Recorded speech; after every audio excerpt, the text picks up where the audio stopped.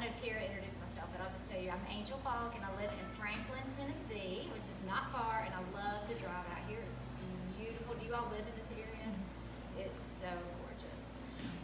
But anyway, today I'm just going to share a little bit of my story, and then I'm going to pass it over to our doctor. But I have always loved fitness. I've always loved dancing, cheerleading, tap, ballet, jazz, all that kind of stuff when I was a kid. And then I became a teacher. I taught second grade for 5 years. Are you in school to be a teacher? Yeah. I work in a daycare. I love that. So I've always just loved helping people, educating, bringing joy to the world. So that was just my life. And then I had kids, became a stay-at-home mom. And my husband's a pharmacist, and we'd always planned ahead. I'll be the stay-at-home mom. All I ever want to do is be a mom, right? And then I started missing working out. So when my daughter was a baby, I got a job at the gym folding towels, literally. I folded towels and checked people in, but I was always that front row person in the classes, doing all the double step, twirling around. If you do step aerobics, you know what I'm talking about. I know you do. So that was kind of my new passion. I loved exercise. And so I did that for years while they were in school, everything. And then I started losing my hearing in 2006, and that took me to the doctor, ear, nose, and throat, and he said, yeah, you've lost some hearing, but we're not going to worry about it. Let's just wait and see if it gets worse. Well, I was kind of stubborn like a lot of us. It got worse. I didn't really do anything about it. And then I lost all my hearing one night. I heard a crunching sound, and I was completely deaf. And that took me to the doctor, and long story short, it led to an MRI, and found out I had a tumor on my brainstem. It's called a meningioma, and it had tails intertwining my brainstem. He said, the good news is it's benign, the worst, but the bad news is the location. We have to treat this, or it will kill you. It will crush all your nerves, keeping your heart beating and everything. And some people die in their sleep from this and never even know. So I'm really thankful I lost the hearing. You know, I think when you start having symptoms, that's God saying, okay, you need to check this, right? Yeah. I was just going to say, I think Sarah back here, it's hard for me to hear you. Can you talk a little bit? Oh, can I talk louder? Okay, Yeah, can you yes. be loud? Yes, I can be loud. My kids are usually telling me I'm too loud. Okay, great. It's like the background noise. Okay, a little air conditioning back there. Okay. Yeah, so I had the tumor and knew I had to have something done. So I ended up having a 14-hour brain surgery, had 2 neurosurgeons at Vanderbilt and Nashville, which I'm very grateful for the good care I had. And I had to relearn to walk, talk, swallow. I had every kind of therapy you could imagine, even facial therapy. I lost my facial nerve. I was paralyzed on this side.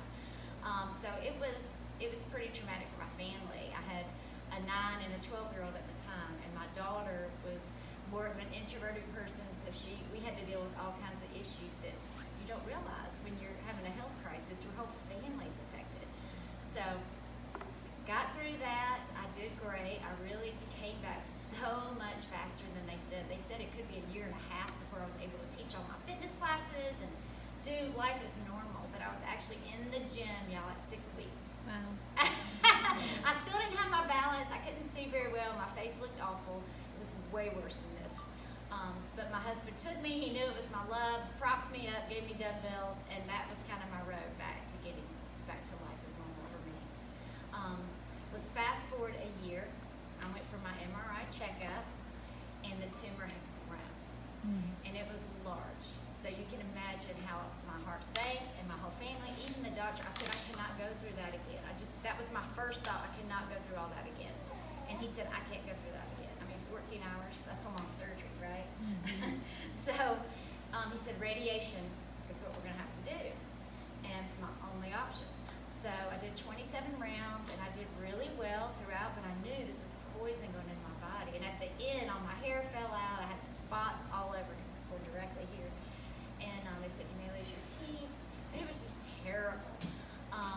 But I got really sick, lost a lot of weight, felt weak, but I recovered, you know. And I just remember in bed just crying out to God, just let me live. I just want to live because my kids need me, you know. If you're a mom, you know that feeling. You can't leave them.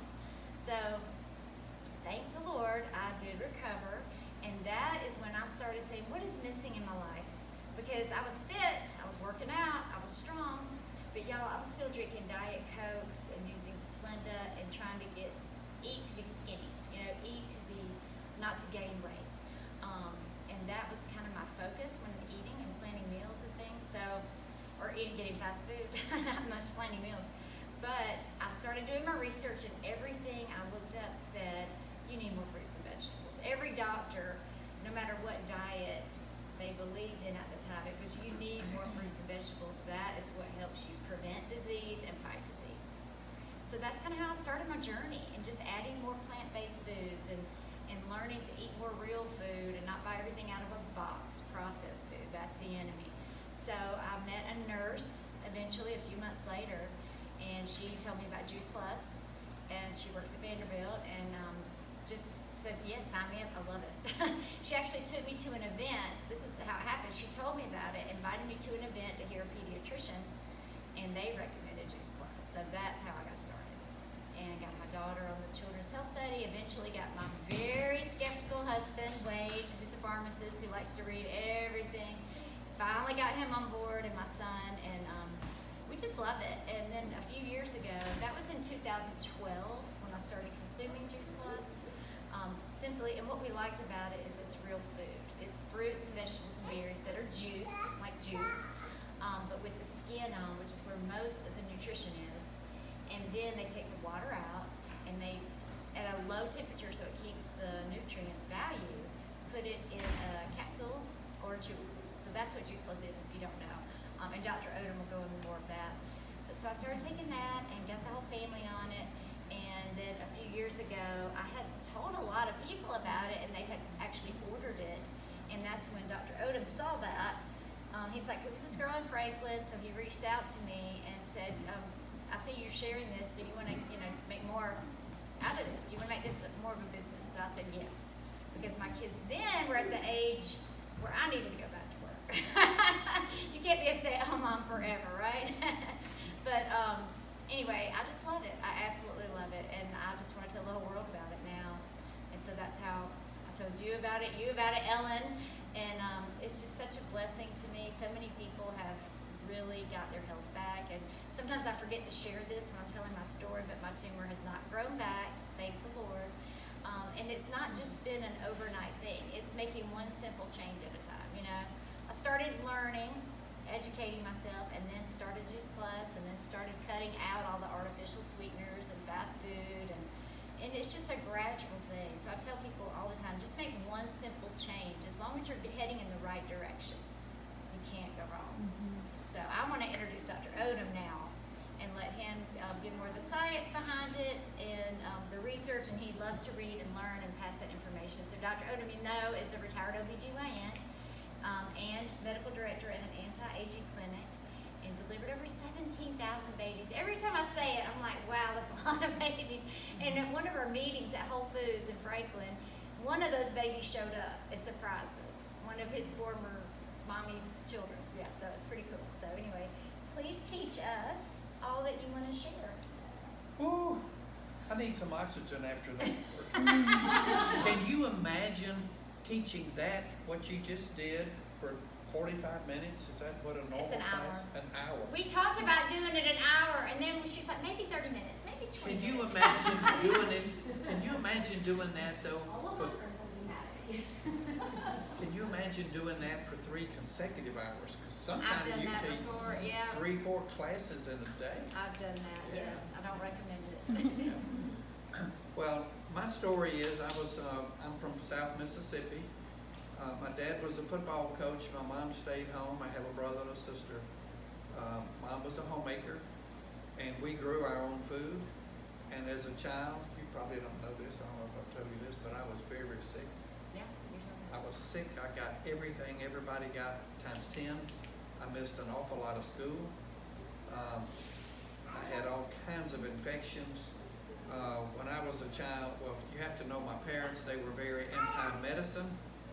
So when I told my dad I was going into medicine, he said, "You gonna make a doctor?" And he started laughing, because I was actually, when I was a high school junior playing a sport, I had a boil on my knee, and it just kept getting more and more inflamed and infected. I missed a game or two, and then I finally went to the doctor, and I'm sitting on the end of his table, and he lanced it and I fainted. So I can see why my dad laughed. You know, if you see blood. But anyway, so I went to college to be a math teacher and a coach. I want to be just like my dad. And I took a wrong turn. I can still to this day feel like going to medical school was not my path. I have 5 boys, 4 of them have taught, and the one that's never taught tutored his classmates. He's a math whiz. He's a really smart boy. But we have that teaching in our blood. So I love teaching. And when I finished my medical school training, internship, residency, I taught at our university for 10 years. And I was so busy with that and with my private practice that I just felt like I was neglecting my family. So I gave up teaching and just practiced medicine and did that for 30 plus years. And I literally, because I live real close to the hospital, I could walk to the hospital like 5 or 6 blocks. But I just didn't feel fulfilled. I was tired all the time, you can imagine. I was burned out.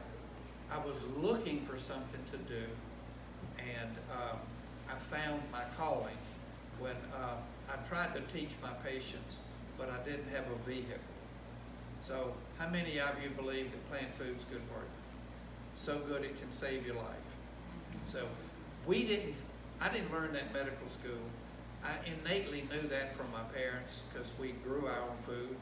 My dad was a hunter and he'd bring home whatever. He'd go shooting, and that was the meat that we had. It was rare that we went to a grocery store. My mother went and bought coffee because they brought milk to the house. She might buy bread. I don't remember her making her own bread, but there was nothing processed when I was a World War II baby. So all of that started when I was born, like 70-something years ago. Processed food, I don't have to yell now, and antibiotics. So my parents didn't really want us to take a lot of medicine. So you've heard what doesn't kill you will make you stronger. That's why today I think I have superb health, because as a kid I got everything, and I was able to build up active antibodies to all of these diseases that so many kids are getting today, and some of them are really, really, really sick. So all of that, I'm just trying to give you a big picture. I grew up, I was very tiny, very skinny. When I went to college to play basketball, I weighed 110 pounds. If you can believe that, yeah. So anyway, I don't weigh a whole lot more than that now, but I've been swimming upstream, it seems like, my entire life. I was the youngest in my medical school class. I was the youngest on my high school teams. I started medical school before I was 20. 2 weeks later, I turned 20. So I've been trying to catch up my whole life. And I really felt like that in medicine, I had reached a point where I was nothing more than a technician. I was a great surgeon. I've got very nimble hands. I can tie knots. I can dissect anatomy. I can do all of those things, but I wasn't using my brain. I was going in that operating room. My partner and I, we started the clinic together, and we would do surgeries, and we'd never ask for one thing. We'd put our hand out, and the assistant would give us what we needed. I knew what he needed. He knew what I needed. We were doing all of that, helping each other in surgery, but I just didn't feel fulfilled. So I literally was considering retiring from my practice because I was burned out. At this point, I was in my early 50s, and I could see myself dying. I had colleagues that had heart attacks, lots of them. Some of them survived them, some of them didn't. I had some that had different cancers, strokes, just conditions that they never were the same person. And I said, I don't want that to be me. So I started asking myself these questions. Why am I on this planet? Why am I here? But more importantly, I was asking, why are these patients here? Why? We live in Mississippi. Why are we so sick? Why, when they come to see me, why are they so sick? And it became very obvious to me that the sickest patients I had were a combination of one of three things. They either smoked, their diet was horrible, or they lived under intense stress, unrelenting stress. Maybe a bad marriage, maybe a bad job, maybe whatever. But you put those three things together, and that's gonna catch up with all of us. And I felt it was catching up with me because I was very quickly becoming overwhelmed with inflammation. There's a medical term for this inflammation. It's called oxidative stress. Have y'all ever heard the term free radicals? Too many free radicals is oxidative stress. So free radicals are oxygen compounds missing an electron. There'll be no test, just missing an electron. So, but how can we neutralize these free radicals? What is it that's missing for all of us that have too many free radicals? We can correct all of that with the foods that we choose to eat every day. I'm going to move so you don't have to lean over there. Okay, thank you. So it became very obvious and apparent to me, and antioxidants are what neutralize free radicals. So where do we get antioxidants? Across the board. We get them from plants. 99+% of all the antioxidants that we can put in our body come in a natural form from plant food. So how many of us have been focusing their entire lives, not just the last month or two or a few years, on antioxidant intake? Anybody? Not, well, not my whole life, but most of my adult life. So when did that moment click for you? How old were you? Let's see. I know how old I'm how old was Anyway, 49. you're a vegan? Have you gone through phases where that's all you I ate? read Fit for Life, Yeah. and that's what got me started. Okay.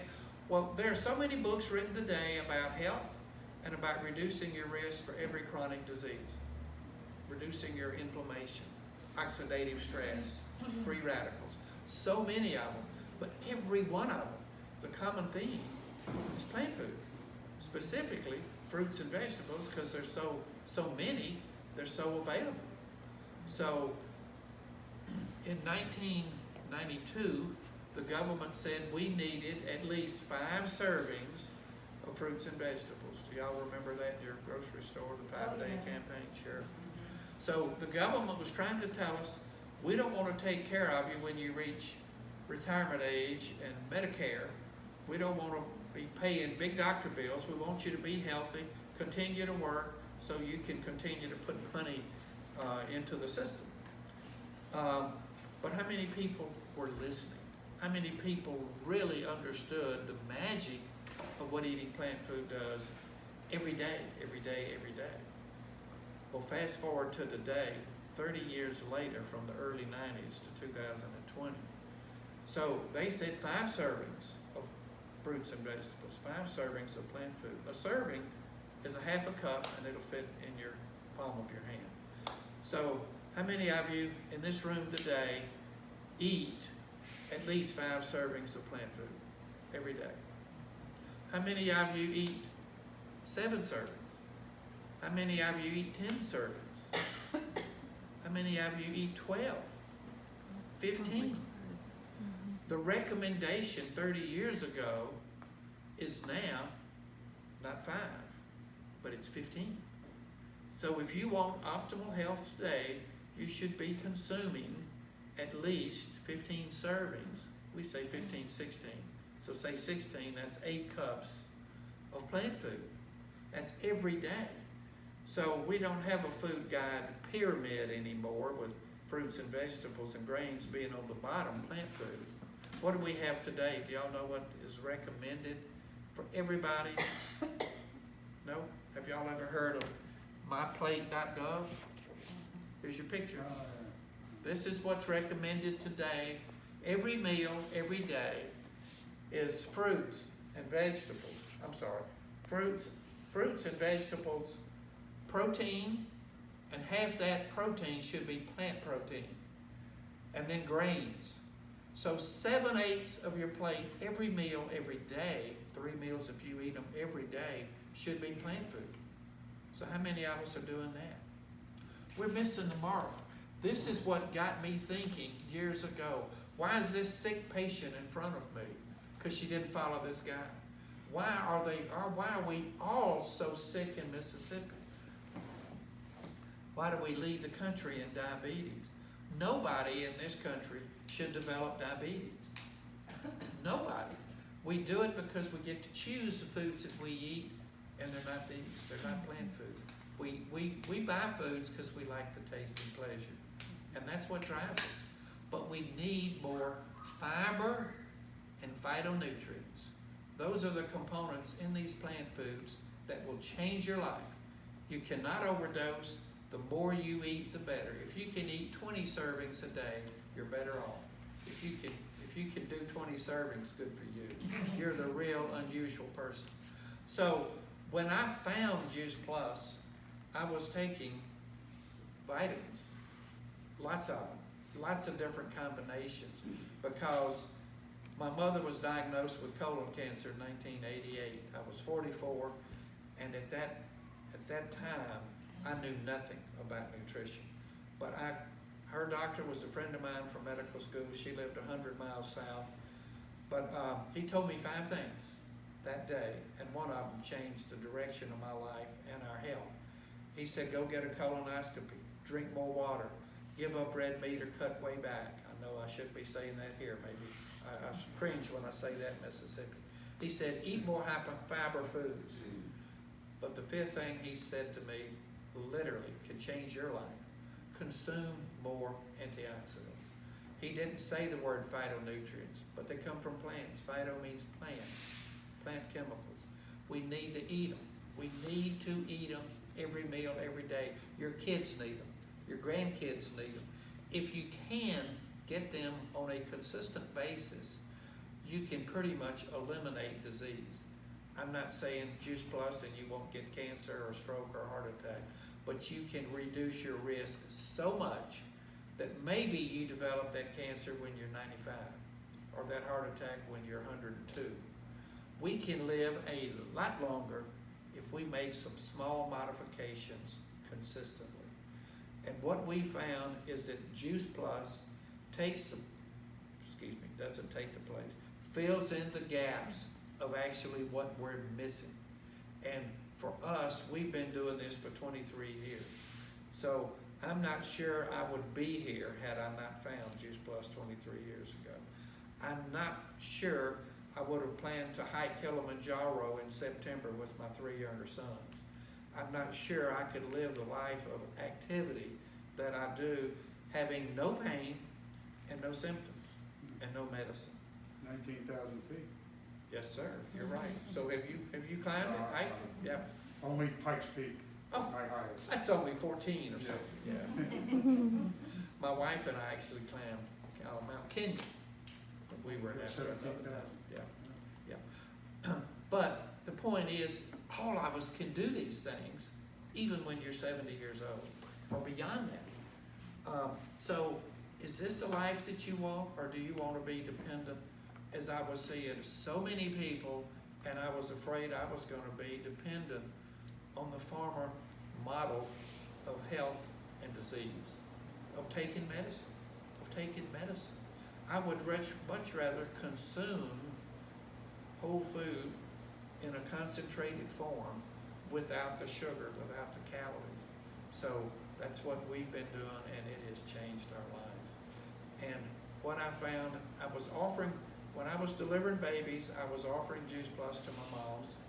And over a 4-year period, the last 4 years I delivered, and literally the last 4 years I worked. I was in my office for another 14 years, but I was sleeping every night. It was a totally different life then. But when I could get my moms to see the value of adding real food, not just the prenatal vitamins, but real food with real phytonutrients and real fiber, we just didn't have pregnancy complications. Boy, did that make a believer out of me. Y'all ever heard of toxemia pregnancy? 16% of Mississippians get it. It's about 6 or 7% nationally. Maybe it's a little higher than that in Tennessee, maybe not, I don't know. Toxemia, also called preeclampsia, also called pregnancy-induced hypertension. Your study, your retrospective study in your practice showed you eliminated that? Is that right? I didn't have one patient that started in the first trimester that was consistent every day, and when they came to see me, they brought their pills, and I counted pills. I was making sure they were telling me the truth. We didn't have the vineyard then. We didn't have the omega blend. You just had the red and green. We had the red and green. What about the gestational diabetes, does it help with that too? Eliminated. We eliminated out of those patients prematurity. I didn't have one baby that was born to a mother consistently beginning at least in the first trimester. By the 4th year of this study, a retrospective study, they were virtually all on it before they even conceived. So when you really believe in something and you highly, highly, highly recommend it, I was literally at the place in my practice that if I hadn't retired from delivering, I was going to offer it. If they didn't see the value, I was going to ask them to see one of my partners, because I know what it can do for you. So that's how much of a believer, that's how much of a belief I am. So it's not, I'm sorry, you have another question? I was going to just see, because I know that some people have to leave right at 5. I was going to see if you would talk about the gut health being linked to every disease. And then could we go into the kitchen and do a Q&A to do the shakes? Would that be okay? Certainly, you said I have 5 minutes. What time? Does anybody have a time? I think It's 5 o'clock now. It's No, five. you have 5 minutes. You have 5 minutes. Okay. Okay. Go. Okay. Sure, I'll be glad to Sure. answer all the questions, sure. I wanted to do a Q&A in the kitchen while we did that, but would you touch on the gut health in your books before we go in there? Is that Sure, okay? happy to. I want to make one more point about what I saw in my practice. Y'all know what prematurity is, 37 weeks or before. We didn't have it. That's where the big money is spent. When a baby goes to the NICU nursery, this was years ago. It was over $20,000 for a week stay in there. I don't know what it is today, but that's a lot of money. That's a lot of plant food that you can buy on the front end. And why aren't we teaching this to everybody? And whether it's Juice Plus or some other something, why aren't we offering some concentrated opportunity to get the fiber and the phytonutrients in our patients or in our... Pay now or pay later. There you go. Yes, ma'am. Do you think there was any selection bias in the patients who agreed to purchase Juice Plus, being maybe more educated, maybe more financially stable, or maybe more health conscious in the first place that led to your outcome? That's a great question, and there's no way to know because mine was a retrospective. Right. Okay, I didn't compare my patients with Juice Plus with my patients that decided not to. What I did, I looked at the end of the year, 1998, 1999, at the end of the year, and the first 46 babies that were delivered by my partners, that's what I compared it to. So I didn't have anything to do with those people, biased or not. But my patients, even, I had so many that literally were next to indigent, excuse me, some of them were indigent, but were next to illiterate. But I would get the aunt, the grandmother, somebody in the family that would come in and try to make a case for spending a little bit of money on the front end. Just like I did trying to get every single one of them to breastfeed. And that was a struggle too. But yes, I'm sure there was a tiny bit of bias. But when you look at virtually 100% didn't have this out of 240 something in Mississippi, you know, even if the p-value was a bit skewed. There had been some, for sure, some level of benefit. Well, whether it's eating the foods or whether it's taking these powders, it's phytonutrients and it's fiber. So the Spanish are the longest lived people in the world right now, on the average. Greeks, Italians. Would you recommend the Mediterranean diet And then Juice Plus is a supplement on top of that? I think that everybody that, that eats food should take stock of exactly what they're eating, and is there a way that they can eat more fiber? If they can, and I would say, and our company says this, it's the next best thing. It's the next best thing. But for me, it's an insurance policy. I have insurance on my car and hope I never have an accident. It's just insurance. It's just in case. So in case on any one day I'm not doing enough for my nutrition, this just gives us, because you can't overdose food. You can overdose medicine. So you can overdose bad food, but you can't overdose fiber and phytonutrients. So I do want to touch on gut health. I will tell you, have you been reading much at all about, Stacy, about gut health in the last 10 years? Were you taught this in medical school? No. No. But I was some 50, so it's been a while since I was in med school. Okay, well, I've got you a few years, but we didn't learn anything about it. We're learning today so much about your gut. Literally, that's a digestive system. It's from here to here. It's almost 30 feet, depends on how tall you are. It's a long tube, and we never realized all of the functions that are related to your gut. And if your gut's not healthy, it's a lot of these functions are negative and contribute to disease. And if your gut is healthy, how do we determine if it's healthy? We're all hosting bacteria. It's called Ureteric Microbiome. Y'all ever heard that term? It's your gut bacterial flora. And we have anywhere between 10 and 70 trillion human cells. And we have multiple times the number of human cells, the number of bacteria that we're hosting. Most of them are found in your large intestine, your colon. What we're finding is that there's a balance. I've heard good and bad. That's what we've talked about, good and bad bacteria. But they're not bad bacteria. They're just some that are more beneficial and some that are not quite as beneficial. So if we can get a balance favoring the beneficial bacteria, we pretty much eliminate almost every autoimmune disease, and now there are over 150 named ones. Y'all ever heard of lupus, multiple sclerosis, Parkinson's, dementia, depression, anxiety, Alzheimer's, autism? All of these things are considered directly related to the health of the gut. The gut meaning the bacterial balance. And here's what the non-beneficial bacteria thrive on. Sugar, too much animal source, whatever, processed foods, refined foods, in other words, things that come in a box or a package that have a label. So I used to talk to my patients about eating better and eating healthy, and so many of them would come in and say, "Doctor, I hadn't seen you in a year, but you'd be so proud of me. I've started reading labels." And I'd say, "Great, now just take it to the next level. Buy food that doesn't require a label. Just eat the food.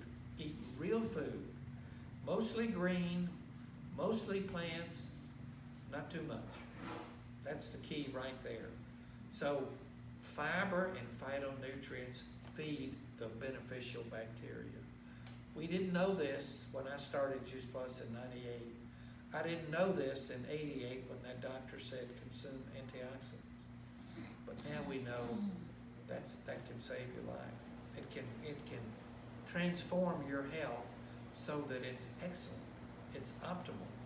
And so if you're exposed to a particular virus, and I won't get into all of that, but you know where I'm going with the mass thing here, that your immune system is so healthy because 85% of your immunity is found in the gut wall.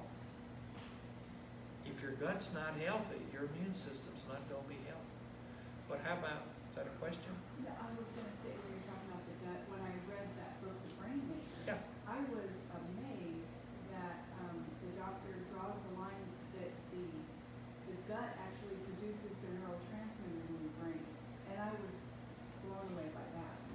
gut along with the bacteria.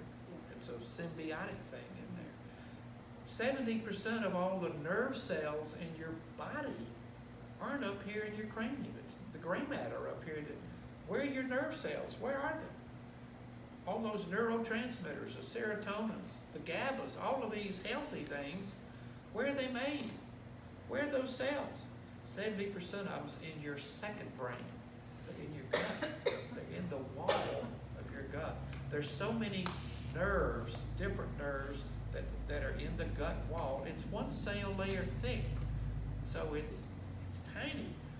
But the gut's a long, long, long tube. So isn't it amazing that now we're realizing the foods that you eat determine your bacterial balance, determine whether you're healthy more than probably any other single factor. Can you share just a little bit about leaky gut and how that contributes and how Juice Plus can heal that? Help. Oh, that was a setup. That's the perfect segue. Thank you so much. Sure. When you're eating junk food and you have a predominance of they call Firmicutes, that's your non-beneficial bacteria, you probably will have leaky gut, also called gut permeability, but it's also called dysbiosis. You remember that in the book. So it just means you have the wrong bacterial balance. It means that these gram-negative bacteria are producing an endotoxin that is causing inflammation in your gut, causing it to be less than permeable, so that things are leaking out of your gut, getting right into your bloodstream that your body hasn't had a chance to really identify, and your immune system is going in overdrive trying to take care of it. So leaky gut means your immune system is not balanced, it's not functioning at its best, and we pay the price. So that's leaky gut. Dysbiosis, when everything is in perfect harmony and balance, and you have a predominance of the beneficial bacteria, it's called symbiosis. That's what we all should be striving for. You can get that with more plant food, with more fiber and more phytonutrients. What does the leaky gut lead to? Every one of those autoimmune issues. You've known somebody that's had dementia, somebody that's had Alzheimer's, you know. Parkinson's, All rheumatoid of arthritis, these, it leads to fibromyalgia. all of these things, but it also leads to inflammation in your vasculature. So it leads to cardiovascular disease like strokes and heart attacks. It leads to more and more and more inflammation. And that's the common denominator for every single chronic disease. So you don't want leaky gut. You want symbiosis. You want a healthy gut. And I wish they were teaching this in medical school. They are just now beginning to understand it. So you will hear more and more and more about your bacterial balance and about the role that your digestive system, also called your alimentary canal, about the role that it's played. And we're now identifying certain bacteria as causing certain diseases and other certain bacteria that are reducing the risk of certain diseases.